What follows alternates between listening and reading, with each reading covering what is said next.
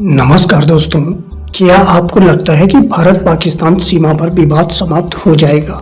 नहीं। 1971 में भारत ने पाकिस्तान के 2 टुकड़े कर दिए थे। उसके बाद भी पाकिस्तान ने मई 1999 में कारगिल पर अटैक किया और उस टाइम पे भी हमारी भारतीय सेना ने पाकिस्तानियों के बुरे तरह से पाकिस्तानी सेना को परास्त किया। उसके बाद फिर वही हुआ, पाकिस्तान दौड़े भागे अमेरिका के पास भागा और अमेरिका से मदद की गुहार मांगी। उसके बाद अमेरिका ने भारत पर किस प्रकार का दबाव डाला, ये आप स्वर्गीय पूर्व प्रधानमंत्री अटल बिहारी वाजपेयी जी के स्पीच से सुन सकते हैं।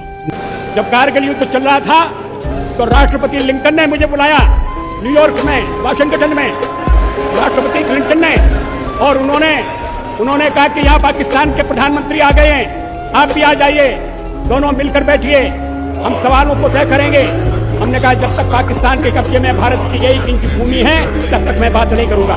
1971 के युद्ध में जब पाकिस्तान बुरी तरह से परास्त हो चुका था, फिर पाकिस्तान ने अमेरिका से मदद की गुहार मांगी। अमेरिका ने पाकिस्तान को साइलेंट किलर नाम की पेंट भी प्रदान की, जो भारत में INS विक्रांत को डुबाना चाहती थी, लेकिन भारतीय सेना के पराक्रम से INS राजपूत के माध्यम से साइलेंट किलर गाजी को डुबोया गया। फिर अमेरिका बौखला गया और अमेरिका अपना 7वां बीड़ा युद्ध जलपोत के साथ भारत पर आक्रमण करने के लिए आया।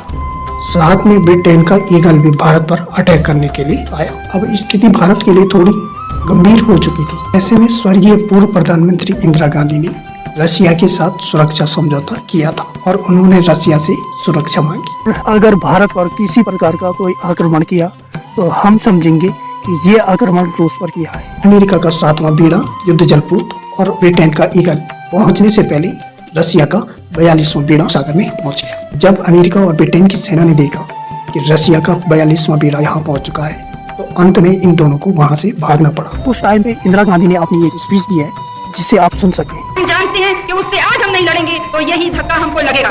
पाकिस्तान अगर आज कमजोर है तो मैं बहुत दावे से कहती हूँ कि वो देश जो उनको हथियार देते आए आज तक, उन्होंने कमजोर करा है पाकिस्तान को, और अगर पाकिस्तान को हानि होगी तो उनको मैं दोष देती हूँ कि उन्होंने ये हानि की है, और जो हमें करना है वो करके हम दिखाएंगे।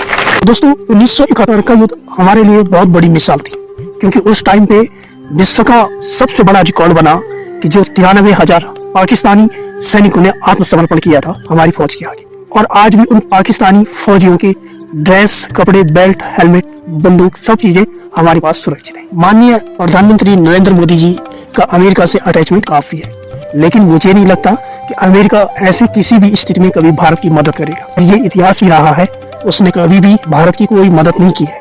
तो दोस्तों, अगर भारत को अपनी विदेश नीति मजबूत बनानी है तो रशिया के साथ हमारा संबंध बिल्कुल अच्छा होना चाहिए। साथ में मैं आपको एक जानकारी दूंगा, जो S-400 जो हमारा एयर डिफेंस है, जिसने पाकिस्तान के सारे ड्रोन आसमान में ही नष्ट कर दिया, वह भी रशिया की देन है। वो हमें रशिया से मिला है। रशिया से हमारा संबंध घनिष्ठ है और अमेरिका एक जालसाज देश है जो अपनी कूटनीति का प्रयोग अपने स्वार्थ के लिए करता है। प्रधानमंत्री नरेंद्र मोदी जी का अमेरिका से अटैचमेंट काफी है, लेकिन मुझे नहीं लगता कि अमेरिका ऐसी किसी भी स्थिति में कभी भारत की मदद करेगा।